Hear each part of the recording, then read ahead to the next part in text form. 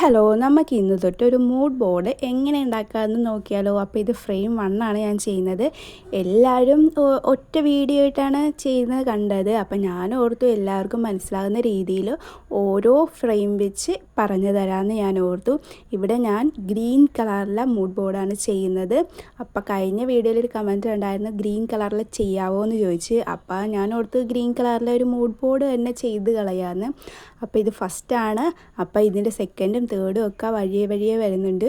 അപ്പോൾ നിങ്ങൾ അതൊക്കെ കൂടി ഒന്ന് കാണാൻ ശ്രമിക്കണം. എൻ്റെ കയ്യിൽ അവൈലബിൾ ആയിട്ടുള്ളത് ഗ്രീൻ കളറിൻ്റെ തന്നെ 3 ഷെയ്ഡാണ്. അപ്പോൾ നിങ്ങളുടെ വീഡിയോ ഒക്കെ കണ്ടിന്യൂ കാണുന്നവർക്കൊക്കെ അറിയാം എൻ്റെ കയ്യിൽ 3 കളറിലേ ഉള്ളെന്ന്.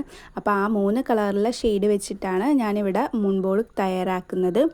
അപ്പോൾ ആദ്യം നമ്മൾ ഈ 3 കളറും ഇങ്ങനെ വീഡിയോയിൽ കാണുന്ന പോലെ ഷെയ്ഡായിട്ട് അടിച്ചു കൊടുക്കുന്നുണ്ട്. ഈ കാർഡ്ബോർഡ് ആയതുകൊണ്ടും കാർഡ്ബോർഡിൻ്റെ കളർ ആയതുകൊണ്ടും രണ്ട് ലെയർ വെച്ച് ഞാൻ അടിച്ചു കൊടുക്കുന്നുണ്ട്.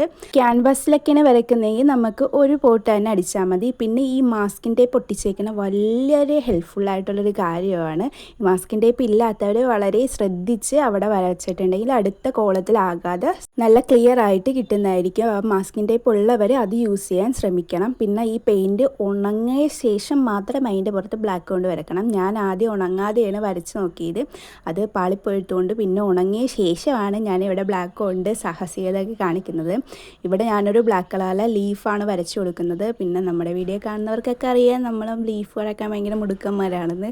അതുകൊണ്ട് ആ കാര്യത്തിലൊരു തീരുമാനമായിട്ടുണ്ട്. അപ്പം നിങ്ങൾക്ക് ഇഷ്ടമുള്ള സംഭവം വരച്ചു കൊടുക്കാം. ഇവിടെ ഞാൻ എൻ്റെ ഒരു ഇതിൽ ലീഫ് വരച്ചു കൊടുക്കുന്നതെന്നുള്ളത്.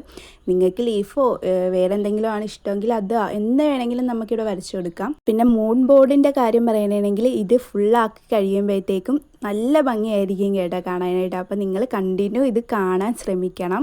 ഇതിൽ നമുക്ക് എത്ര പടം വേണമെങ്കിലും വരക്കാവുന്നതാണ്. ഇവിടെ ഞാൻ 5 സെക്ഷനായിട്ടാണ് തിരിച്ചേക്കണം. അപ്പോൾ 5 പടമാണ് ഞാനിവിടെ വരക്കാൻ പോകണം. പിന്നെ നമ്മൾ ഇതിലേക്ക് വരച്ച് കഴിഞ്ഞ് പിന്നെ കുറച്ച് അലക്കുളുത്ത് പരിപാടിയൊക്കെ ചെയ്യുന്നുണ്ട്. അതൊക്കെ ഓരോരുത്തരുടെ ഇഷ്ടമാണ്.